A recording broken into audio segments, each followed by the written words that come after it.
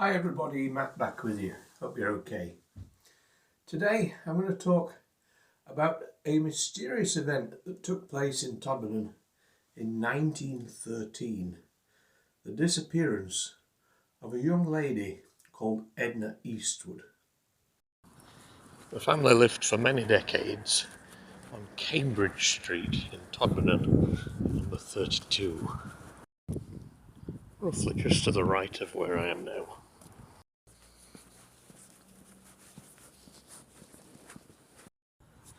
Edna walked at 5 o'clock from Cambridge Street to roughly here, which was where York Street Wesleyan Church stood. This is York Street here. She arrived about 5:15 and asked the caretaker if her auntie had arrived, which he said no to, but little knowing that in actual fact she had arrived through a different door. So she left, and that was officially the last time anyone saw Edna Eastwood alive. 3 days after Edna disappeared, the newspapers reported the story for the first time. They said that Edna was a 22-year-old from Cambridge Street and a weaver. They gave a full description of her. They even posted this photograph.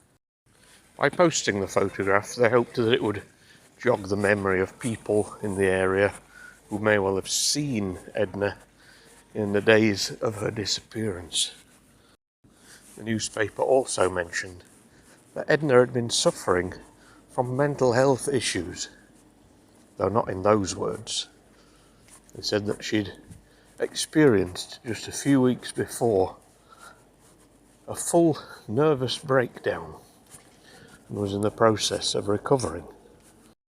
The newspapers covered this story in quite a lot of depth over the weeks ahead to keep the story fresh in people's minds and to keep Edna in the minds of the local people, just in case maybe they'd seen her somewhere, maybe they recognised her, maybe there was a chance they would still find her. 7th of February, the reports claimed that the canal had been dragged several times and some of the dams nearby, including one at Folly, had been kind of drained off, but there'd been no sign. And then mysteriously 2 weeks later, 21st of February, whilst the search continued for Edna as more canals were dragged and ponds were drained, another girl, Nellie Ramshaw, from Accrington, aged only 17, also vanished. The following week, on the 28th, reports of another girl vanished, Annie Sunderland from Mytholmroyd, who'd actually been missing since the 20th, but she'd actually turned up on that day in concert, and how she got there was still a mystery. But of Edna, there was still no sign. After the newspaper story broke, some of the local people started to say, yes, we've seen Edna. Reports were from as far-reaching as the moors of Bacup, but one person said that they'd seen her roughly here at Quayside Lane by the canal. The whole of March passed by with no news, no sightings and no reports until the 11th of April, when rumours started circulating around Todmorden that Edna had been found.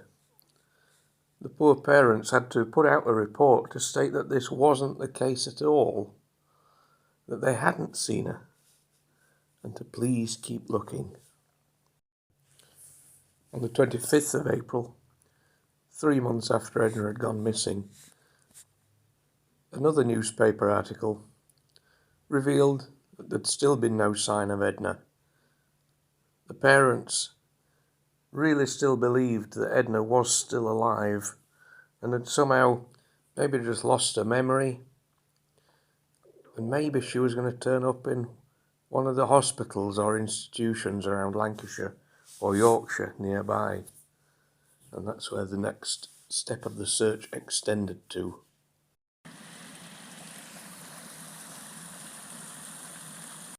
As mentioned earlier, after dragging the canals, they started on dams. One of those dams mentioned in the newspaper reports was here. This is the location of Folly Dam. It's in Causey Wood, and it's next to New Mill Dam. And unfortunately, that's where the mystery of Edna's disappearance came to an end. So this is New Mill Dam, which is now a private fishing lake. And it was here on the 30th of May it was reported that the body of Edna was discovered. 2 days later, an inquest took place into Edna's death, and mentioned again that she'd been suffering after a nervous breakdown, and despite the fact she'd never shown any suicidal tendencies, due to what they described as temporal insanity, she jumped into New Mill Dam on the 21st of January. So on the 30th of May 1913, the sensational story, the disappearance of Edna, sadly came to an end. So the 122-day mystery was solved.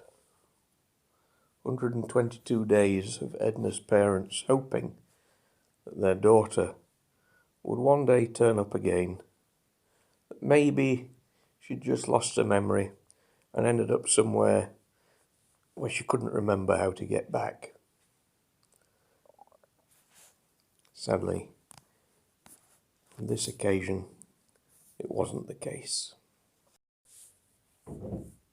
Edna was discovered by a Mr. Moores of Eagle Street. Due to the 4 months passing of Edna being in the water, she was quite unrecognisable and identified by her clothing and possessions only. And the last time Edna appeared in the newspaper was for her funeral. And the grave of Edna is today found in Christchurch graveyard.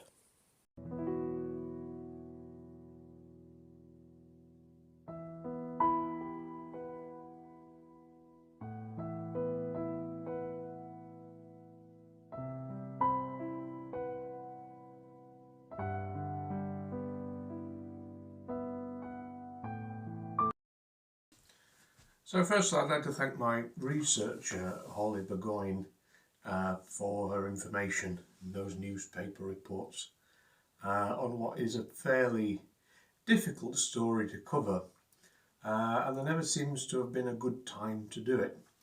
As you might know, I've been currently heading on stretches of the Rochdale Canal, and amongst that research I found that around this time, 1913, and a decade either side of it, there were so many suicides or tragic accidents taking place in the canal. And I wanted to cover it for a while, but what seems to be happening is it's mirroring life today. And there have been recently a disappearance of the woman who was tragically found in the river, and more recently as well a Dewsbury man has been found, I think, in the canal there. And these are stories that do seem to get attention and people talking and bring communities together. So there are, if you can call it that, there are some positives among it. The other reason I wanted to film it is, obviously, I've just said it's mirroring today, things that are happening today, but in 1913, I would have to say that mental health especially was not understood. And that's why a lot of people are listed as drowned in the canal. It's a fairly quick way of going. I should imagine if you're going to go, just jump in and you don't come out. But I don't want to dwell on that too much. What I do want to say is, do remember that today, understanding of mental health issues is so much better.